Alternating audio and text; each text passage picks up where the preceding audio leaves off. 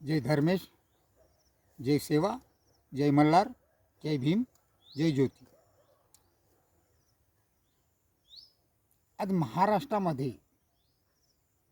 गेले अनेक वर्षापासून संविधानिक हक्कासाठी या धनगर जमातीचा लढा सुरू आहे. विविध मार्गाने निवेदनं, रक्तरंजित निवेदनं, मोर्चे, मोठे मोठे आंदोलनं, अखेरचे लढे अशा विविध प्रकारचं हे चालू आहे. आणि हे नेमकं चालू कोणाच्या विरोधात आहे? भारत देश तर संविधानावर चालत असतो आणि संविधानामध्ये सर्व नागरिकाचे हक अधिकार दिलेले आहे. आणि ते हक अधिकार मागण्यासाठी वर्षोनवर्ष जर लढावा लागत असतील तर खरंच आम्ही स्वतंत्र भारतामध्ये किंवा स्वतंत्र महाराष्ट्रामध्ये राहत आहो का? हा कुठेतरी प्रश्न सर्व नागरिकांना आणि आमच्या सर्व जमातीतल्या बांधवांना पडलेला आहे. आता नेमकं संविधानिक हक अधिकार आम्ही मागतो तरी कोणाला? आमचा शत्रू तरी कोण आणि आमचा मित्र तरी कोण? तर आमचा शत्रू आणि मित्र हे राज्य सरकार आणि केंद्र सरकार दोन्ही, एक सापनाक एक नाकनाक. आता मला तुम्ही सांगा, केंद्र सरकार आणि राज्य सरकार आपला शत्रू हे सर्व लोकांमधून उत्तर येतं. आणि या केंद्र सरकारच्या आणि राज्य सरकारच्या आदेशावर चालणारे संविधानाचे प्रशासकीय पालक, म्हणजे ज्या नागरिकाची खऱ्या अर्थाने जबाबदारी आहे असले संविधानाचे पालन करते, म्हणजे पालक असलेले प्रशासकीय अधिकारी. आता हे जर तीन आमचे शत्रू असतील तर मग आम्ही लढा तरी कोणत्या मार्गाने लढला पाहिजे? केंद्र सरकारचे 4 बिलं आहे, त्यानंतर 6/9/1950चा जे वार्षिक रिपोर्ट आहे त्या वार्षिक रिपोर्टसुद्धा त्याच्यामध्ये सुद्धा नाव नमूद आहे. दुसरी गोष्ट, राज्य सरकारने जे आमच्या ज्या राज्यपालाच्या तर्फे जे वार्षिक रिपोर्ट सादर होतो त्या वार्षिक रिपोर्टमध्ये सुद्धा त्या कॅटेगरीमध्ये ते नाव नमूद आहे. 4 बिलं केंद्र सरकारचे, त्याच्यावर आदेश काढून नोटिफिकेशन होऊन त्याच्यावर अंमल होऊन ते सुद्धा ऑलरेडी तयार आहे. आणि 2 नोटिफिकेशन तयार आहे गृहमंत्र्याचे आणि विविध मंत्रालयाचे. मग एवढं सारं जर तयार असताना सुद्धा जर आमचे हक अधिकार वर्षोनवर्ष आम्हाला मिळत नसतील तर मग नेमकं आमचं हक अधिकार अडवतात तरी कोण? मग अडवणारे कोण? मग खरंच राज्य सरकार आणि केंद्र सरकार कोण? तर मला तुम्ही सांगा, आपापल्या निर्वांचित क्षेत्रातून जे आमदार आणि खासदार आपण त्या सभागृहात पाठवतो आणि सभागृहात गेल्यावर ते संविधानाची शपथ घेतात आणि त्या शपथेनुसार त्यांच्यावर या नागरिकाची जबाबदारी असतात का जे प्रशासकीय अधिकारी आहे, जे पालन आहे, संविधानाचे पालन करते आहे, हे प्रत्येक नागरिकापर्यंत त्यांचा हक अधिकार पोचवतो का? तर यांच्यावर नियंत्रण ठेवण्यासाठी आणि आमचा जो टॅक्स रूपी जो पैसा जमा होतो तो पैसा नागरिकाच्या योजना उपाययोजना करून त्यांचं उज्ज्वल भविष्य आणि मागं पुढं असलेल्याचं प्रतिनिधित्व बराबर आणण्यासाठी त्यांची आपण निवड करून देतो. आता निवड करून दिल्याच्या नंतर त्याला पार्लमेंटमध्ये पाठवतो, जे नागरिकाच्या हिताचे प्रश्न करण्यासाठी, आणि विधान परिषदेमध्ये पाठवतो, विधानसभेमध्ये पाठवतो. तर यांना कशासाठी पाठवतो? तर राज्याच्या नागरिकांच्या ज्या जबाबदाऱ्या आहे, जो हक अधिकार आहे तो त्यांना मिळाला पाहिजे, त्याच्यावर त्यांना कायदे करण्यासाठी आपण तिथं पाठवतो.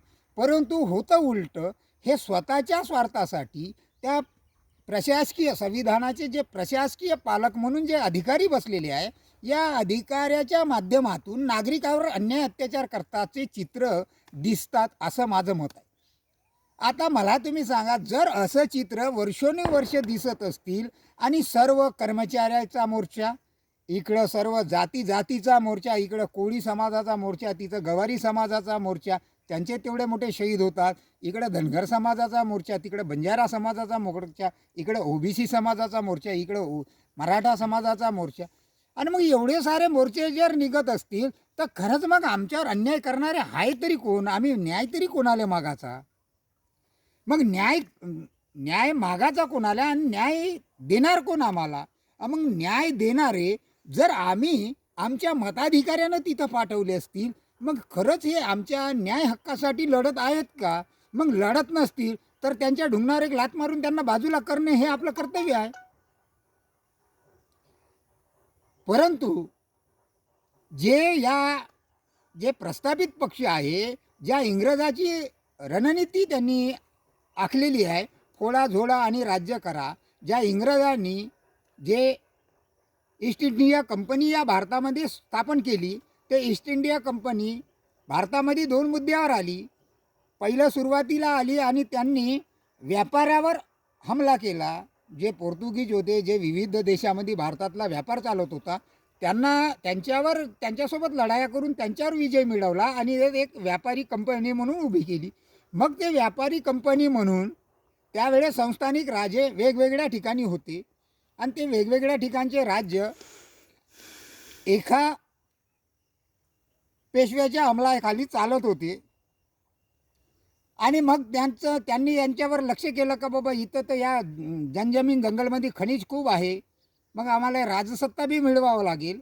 आणि मग त्या वाडीवतची लढाई, बक्सरची लढाई लढून तिथून हे आमच्या भारतावर राज्य करणं सुरू झालं. आता मग 185 वर्ष जर ब्रिटिशनं भारतावर राज्य केलं, मग ब्रिटिशला या भारताच्या बाहेर उच्चाटन करण्यासाठी जर आमचे महापुरुष लढले असतील आणि हे जनजमीन जंगलचा सातबारा स्वतःच्या नावावर जर त्यांनी घेतला असतील, मग त्यांचा त्याग किती? मग भारताला 2 प्रकारच्या लढाया लढलेल्या आहेत. एक कोणाची तरी चाकरी म्हणून लढाई केलेले जे आहे तो समूह वेगळा आहे, आणि जो या जनजमीन जंगलसाठी आणि भारतातल्या उज्ज्वल पिढीच्या स्वातंत्र्यासाठी त्या काळामध्ये कुठलीही संसाधन नसताना सुद्धा, कुठलाही आमदानी नसताना सुद्धा एक विशाल असं प्रबोधन करून त्यांना प्रशिक्षण देऊन असं एक संघटन तयार केलं आणि त्या संघटनेच्या माध्यमातून एक असं भारताला स्वातंत्र्य मिळवून दिलं. जर आम्ही त्या स्वातंत्र्य भारताला मिळवून देणाऱ्या वंशजाचे जर वंशज असेल, बापाचे जर वंशज असेल, तर खरंच मग आज आम्ही घरामध्ये का, आज आम्ही एवढ्या 75 वर्षापासून आमच्यावर अन्याय अत्याचार का सहन करायचा? आणि आमच्यावर अन्याय अत्याचार तरी कोण करतात? सरकार कोण? सरकार म्हणजे आपण जे लोकप्रतिनिधी आपल्या मताधिकाऱ्यांना जो निवडून पाठवतो तोच सरकारमध्ये जातो, तोच आमच्या विरोधात कायदे करतो, तोच आमच्या विरोधामध्ये षडयंत्र करतो, तोच आमच्या विरोधात जातीला उभं करतो. मग आता मला तुम्ही सांगा, हेच जर लोकप्रतिनिधी जर आमच्या विरोधात जन माणसाला जातीला उभे करत असतील, आमचे हक्काधिकार रोखत असतील, आमच्या शिक्षणाच्या पोरांच्या नोकऱ्या काढून टाकत असतील आणि स्वतःच्या फॅक्टऱ्या आणि संस्था उभ्या करत असतील, तर हे योग्य आहे का? मग हे योग्य नसतील. मग आज आम्ही शिकलेलो आहो. डॉक्टर बाबासाहेब आंबेडकरांनी म्हटलं का शिक्षण हे वाघिणीचं दूध आहे. मग शिक्षण हे वाघिणीचं दूध आहे हे जेवढं खरं आहे, मग तो पिणारासुद्धा वाघच पाहिजे ना.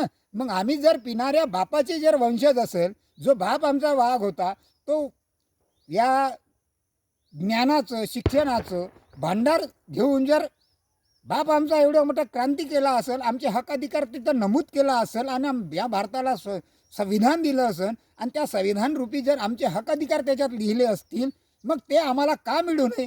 मग आम्ही जर त्या बापाचे लेकरं असतील तर मग आजही आम्हाला घराच्या बाहेर निघून या ज्या लोकप्रतिनिधीला आम्ही त्या सभागृहात पाठवतो आमच्यासाठी उपाययोजना करण्यासाठी, परंतु ते आमच्यासाठी उपाययोजना न करता स्वतःच्या स्वार्थासाठी, स्वतःच्या परिवारवादी चालवण्यासाठी किंवा स्वतःच्या सोयऱ्याधाऱ्यासाठी किंवा जे त्यांचे तित्र आहे त्या तिंत्रासाठी जे कार्य करतात त्यांच्यासाठी कार्य करतात. मग आमचा जन्म काही यांच्यासाठी झाला का? यांच्यासाठी यांना मताधिकार आपण देतो का?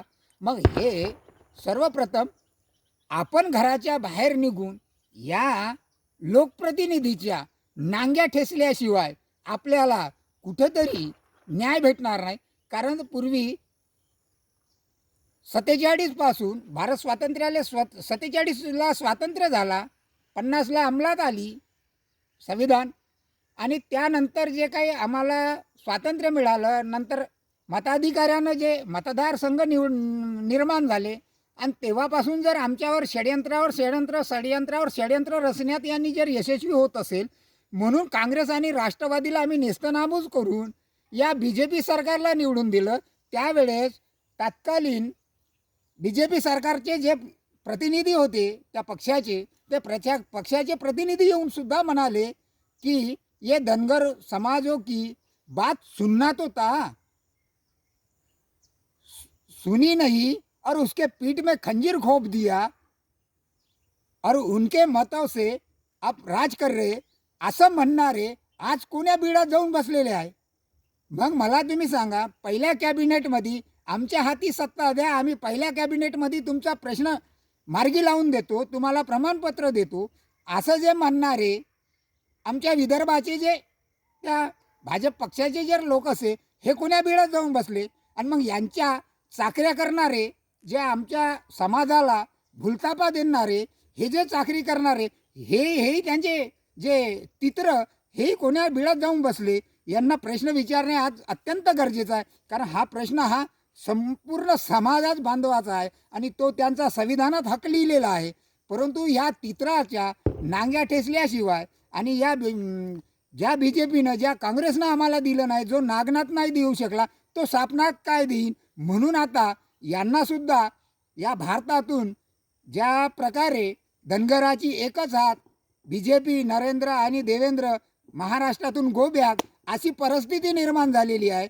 ज्या काळामध्ये या महाराष्ट्राची निर्मिती झाली, त्या काळामध्ये आम्ही जे CPN बिरारमधून आलेले हे विदर्भातले जे 8 जिल्हे आहेत, हे ओराव, धनका, धनगड जे घेऊन आलेलं आहो, आम्ही त्या नावानं या महाराष्ट्रामध्ये सामील झालो. आणि त्या नावानं सामील झाल्याच्या नंतर त्याला धनगर नावानं जे ओळखल्या गेलेलं आहे, मग हे ओळखल्या गेलेलं नाव जे आहे, हे नावसुद्धा कोणी दिलं? आम्ही दिलं का? तर जे यांचे जे संविधानाचे पालन करते पालक म्हणून जे निवडले होते प्रशासकीय अधिकारी, हे प्रशासकीय अधिकारी यायचे, आम्हाला नाव विचारायचे, पण ज्यावेळेस जात विचारायचे त्यावेळेस आम्हाला माहीत नव्हतं, आम्ही माणूस म्हणून सांगायचे. परंतु ते त्यांच्या मनानं ते त्यांचं टाकत होते. त्याच्यामुळे हा सगळा घोळ आहे. आणि हे ज्या भैयाराव मुंडांनी केस टाकली, त्या केसेसच्या सुप्रीम कोर्टाच्या निकालाच्या आदेशानुसार आम्हाला ते समानार्थी शब्द ह्या ज्या SC ST जाती आणि जमातीमध्ये जे समानार्थी जाती, ज्या शब्दाच्या ज्या जाती आढळल्या, त्या जातीबद्दल ते केस टाकली होती. आणि त्या पिटिशनमध्ये जो ऑर्डर झाला, जो आदेश झाला, तो आदेश त्या केंद्र सरकारच्या ॲफिडेटनुसार, त्याचा ॲफिडेट लक्षात घेता त्या सुप्रीम कोर्टानं आदेश दिला. आणि त्या आदेशानुसार संपूर्ण महाराष्ट्रामध्ये किंवा संपूर्ण भारतामध्ये जे जे राज्य आहे आणि संघराज्य आहे, त्या राज्यामध्ये ते लागू व्हायला पाहिजे होतं. परंतु ते लागू न करता फक्त 6 राज्यांनी लागू केलं आणि बाकीच्या राज्यांनी लागू केलं नाही. म्हणून हे राज्य सरकार तेवढंच दोषी आहे जेवढं केंद्र सरकार आहे. कारण राज्य भलाई बाप आणि बेटा असं म्हटल्यासारखं जे वातावरण निर्माण झालेलं आहे, मग राज्य सरकारही तेवढंच दोषी आहे देण्यामध्ये. का यांना मुळीच देण्याचंच धाडसच नाही, कारण द्यायचं इच्छाच नाही. मग आता हे द्यायचं इच्छा कोणाची आहे? जे केंद्रात पाठवलेलं आहे, केंद्र सरकार बी द्यायला तयार नाही, राज्य सरकार बी द्यायला तयार नाही. मग हे राज्य सरकारनं केंद्र सरकार आहे तरी कोण? मग केंद्र सरकारमध्ये कोण आहे? तर जे आम्ही लोकसभेतून जे आमचे मताधिकाऱ्यानं ज्या खासदाराला तिथं पाठवतो, ते खासदारच मंत्री आणि हे होतात. आणि तेच आमच्या विरोधात कायदे जर करत असतील, तेच आमचे हक्क अधिकार जर देत नसतील, तर त्याची नांगी ठेचण्यामध्ये आपण मागं पुढं का बघावं? दुसरी गोष्ट एक आहे, राज्य सरकार ज्या वेळेस विधानसभेची निवडणुका लागतात, त्यावेळेस आपण आपल्या मताधिकाऱ्यानं त्या राज्य सरकारमध्ये जे आमदार आहे आपापल्या नवनिर्माणची क्षेत्रातले त्या आमदाराला आपण पाठवतो. कशासाठी पाठवतो? का राज्यामध्ये ज्या ज्या काही समस्या आमच्या नागरिकाच्या उपस्थित होतील त्याच्यावर प्रशासकीय अधिकाऱ्याला ते सांगून किंवा त्यांना आदेश देऊन त्या नागरिकापर्यंत त्यांच्या सुखसोयी पोचाव्या. परंतु हे असले न करता स्वतःचा परिवारवाद, स्वतःच्या स्वार्थासाठी आणि जातीजातीत तेढ निर्माण करण्याचं जे हे षडयंत्र रचतात यांच्या नांग्या कुठेतरी ठेचल्या पाहिजे. आणि ह्या सर्व जाती विरोधात, संविधानाच्या विरोधात कशा जातात? तर संविधानाच्या विरोधात यांना उभं केल्या जाते. नाहीतर कोणत्याही जातीमध्ये अजूनही तेढ नाही. कारण तर आमची जे संस्कृती आहे, आमची जनजमीन जंगलशी संस्कृती मिळलेली आहे. कारण तर आमच्या ज्या मेंढ्या आहे ह्या काही संध्याकाळी आणि सकाळी अशा काही रातच्यानं काही चरत नव्हत्या, तर ह्या दिवसा चरत होत्या. आणि संध्याकाळच्या वेळेस ज्या जंगलामध्ये आम्ही राहत होतो त्या जंगलामध्येच आमच्या कोया बांधवाच्या बाजूला किंवा भिल्ल बांधवाच्या बाजूला आम्ही तिथं इटुले मांडून, त्यांच्यासारखे इटुले मांडून आम्ही त्यांच्यासारखे तिथं स्वयंपाकच पकवायचे आणि जेवायचे आणि त्यांच्याच बाजूला झोपायचे. म्हणजे रात्रभर त्यांची साथ आम्हाला, आमची साथ त्यांना, अशी आमची संस्कृती आहे. आणि त्या आमच्या मेंढपाळाच्या ज्या शेळ्या मेंढ्याच्या कळपातलं जे काही कोकरू आहे ते कोकरू एखादं कमजोर जर असतील तर ते आम्ही त्या बांधवायच्या, त्या भिल्ल बांधवाच्या आणि कोया बांधवाच्या स्वाधीन करायचे आणि त्याची याचं हलाल करून किंवा याला कापून आपण यांची भाजी करून ठेवावी. माझ्या मेंढ्या आणि शेळ्या मी चारून आल्यावर आपण सगळेजण मिळून जेवण करू. अशा पद्धतीची आमची मिळती जुळती संस्कृती आहे. कारण आम्ही जनजमीन जंगलशी निगडीत होतो म्हणून तर आमचे वीर बुधू भगत या जनजमीन जंगलसाठी लढले ना. आमचे जत्रा भगत वीर या जनजमीन जंगलसाठी एवढा मोठा बलाढ्य इंग्रजासोबत लढले, संस्थानिक राजासोबत लढले. त्या काळामध्ये जे असहयोग आंदोलन चालवलं, अहिंसक आंदोलन चालवलं ते जत्रा भगतनं चालवलं. परंतु श्रेय घेणारे दुसरेच आहे. हा इतिहास कुठेतरी पुढे आला पाहिजे. ज्या वीर बुधू भगतने बलाढ्य अशा इंग्रजाला नमवण्यासाठी त्या काळामध्ये कुठलाही मोबदला घेतल्याशिवाय सैन्यामध्ये कोणी भरती होत नव्हतं आणि एक संघटन म्हणून कुठेही अशी नीव नव्हती. परंतु त्यानं कुठलाही मोबदला न देता एक संघटन उभं करून त्यांना भावी पिढीच्या उज्ज्वल भविष्यासाठी कशासाठी लढावं लागते हे प्रेरणा त्या संघटनमध्ये त्यांच्या डोक्यामध्ये रुजवली, त्यांच्या बुद्धीमध्ये रुजवली. आणि स्वतःच्या स्वाभिमानासाठी या भूमीच्या राजस्व टॅक्सच्या विरोधात, रेग्युलेटर ॲक्टच्या विरोधात, चार्टर ॲक्टच्या विरोधात, अधिनियमच्या विरोधात लढून आपले हक अधिकार प्राप्त करून घेतले. आणि अशा प्रकारे जर आम्ही जर एका बापाची जर वंशज असन, मग आज आम्ही खरंच त्या बापाची वंशज आहो का ते सिद्ध करण्याचा वेळ आलेला आहे.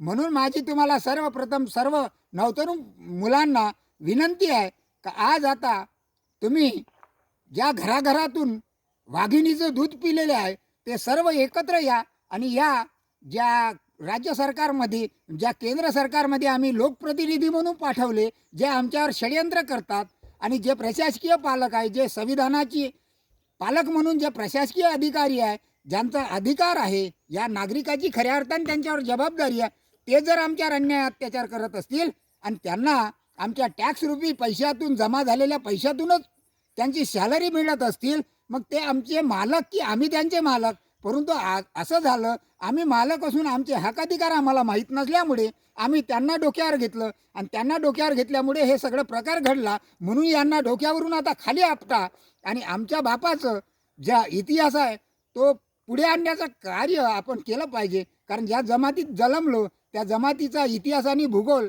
त्याचा प्रचार करून आपलं ऋण फेडण्याचं कार्य आपलं आहे. आणि त्या हक्कासाठी, अधिकारासाठी, पुढच्या भावीच्या पिढीसाठी आपण लढलो पाहिजे. म्हणून आज तुम्हाला एकच विनंती आहे का घराघरातून बाहेर निघा आणि या ज्या लोकप्रतिनिधीला राज्यामध्ये आणि केंद्रामध्ये आपण पाठवतो त्यांच्या नांग्या ठेचण्याचं काम करायचं आहे. तुम्ही लवकरात लवकर या मुद्द्यावर या राज्य सरकारनं आणि केंद्र सरकारनं लवकरात लवकर निर्णय घ्यावा. अन्यथा यांच्या नांग्या ठेचल्याशिवाय आपण शांत बसू नये. एवढंच तुमच्याकडून विनंती करतो. हा व्हिडिओला जास्तीत जास्त सबस्क्राईब करा, लोकांपर्यंत पाठवा आणि याचा प्रचार करण्याची जबाबदारी तुमच्यावर नवतरुण मुलांवर सोडतो आणि थांबतो. जय मला.